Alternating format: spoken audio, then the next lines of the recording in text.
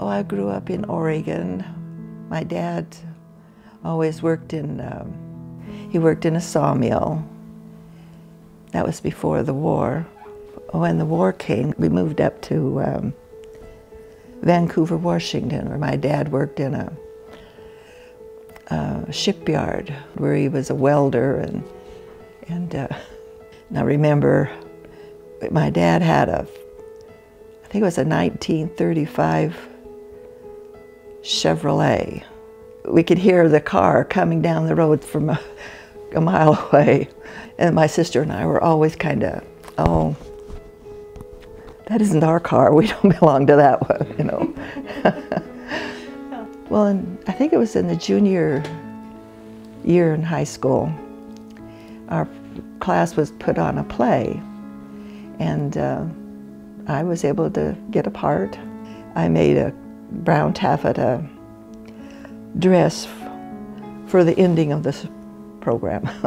And I always sang in the choir. The Christmas time we had a Christmas program. One other time my cousin was getting married, so she asked me to be a bridesmaid. Her sister got a blue dress and another girl got a different color, and I got this ugly green one. Okay. And it was rather plain, but it fit nice, and I thought it looked very nice. And then, so that's what the pattern I used for my wedding dress.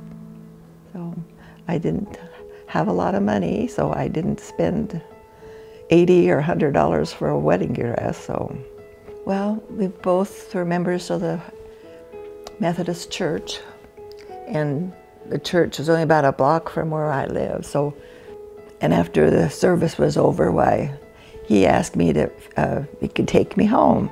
And I said, well, I only live a block away, and so I didn't encourage him any. But anyway, he did take me home, and then we dated, and then he went into the service, was drafted and had to go to Korea, so he was gone for a couple of years, but we corresponded, and one thing led to another, and here we are 56 years later. Oh, he's handsome, and he's been a good provider and a good dad, and he's taking good care of me right now. We were married at the 20th of September 1958 in Portland, Oregon. On our honeymoon, we took a trip along the Oregon coast and up into Washington coast. Oh, I guess we bought a trailer, about a 20-foot trailer to live in, and took it to Corvallis, Oregon, where Cecil attended the Oregon State College at that time. It's a university now. And he graduated in 1960, and his first job was at Seaside, Oregon. Cecil was in the Army with a fella that was living up in Seattle.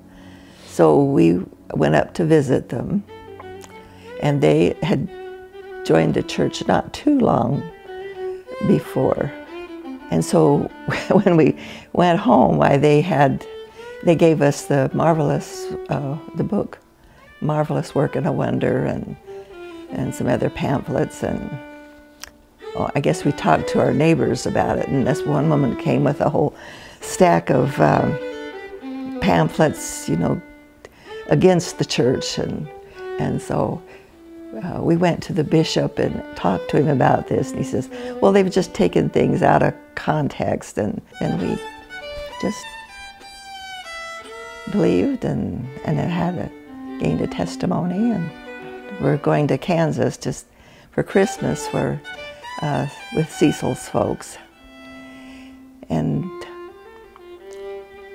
we visited the LDS group there. On our way home, we were in that Volkswagen bus, and there was ice and snow, and I was driving, and I got to that ice, and there was a car coming toward me, and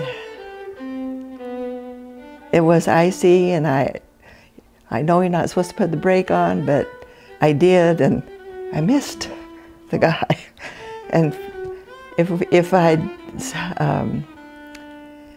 gone any further, there was a big ditch on that side.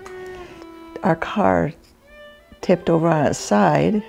A couple of guys came over and, well, it was more than a couple. They all lifted up on one side and put the bus back up on its wheels. We thought, well, Satan doesn't want us to get to the temple. But on our way back, we did get to the temple and got sealed. We had a patriarchal blessing. And in it, it said that I would be able to meet those people for the work that I do for them. And then you start doing genealogy and doing all the research, and you find somebody that means something to you, and it's just exciting, really. Like a mystery. You're the detective, and you're searching for all this information. And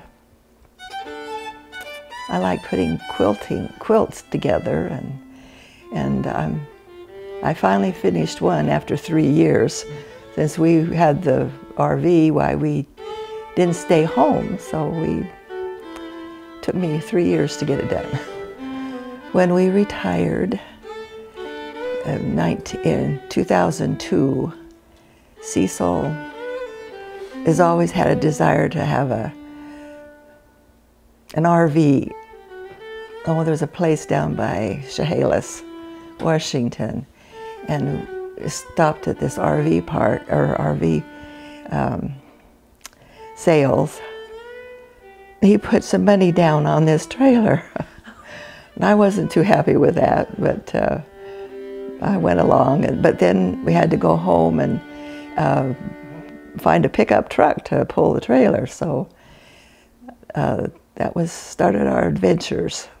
I always thought he was shy, but since we been out on this with the RV and being in all these different RV parks, first thing I know, he's over there jabbering with somebody and talking to all these different people and strangers. And well, he's real polite to people. Like if he talks to somebody on the phone, inquiring about some information that he wants, he always tells them thank you very much, and that you know, you're very helpful and so forth. Or we go to the grocery store, and he said, are you behaving yourself today? So everybody remembers him, I think. Well, having the kids come is a real treasure. And I got to see my great-grandchildren. One of them was a girl. You finally got a girl. Yeah. When our boys were growing up, we had a wood pile. Cecil's out in the woods often, and where the logging is being done, and so he picked up a lot of stuff that's just laying around. And well, he'd bring the wood home, cut it up, and then have the boys chop the wood and pile it. For the first boy on his mission, we sold firewood, helped pay for the mission. The kids didn't like it particularly because every Saturday we went out and we had the Volkswagen bus, and we'd fill it with firewood and take it home, and that would keep us warm all winter. I want to leave with them that they need to have the desire to follow Jesus Christ, to follow the leaders of the church. And I know that Jesus is our Savior.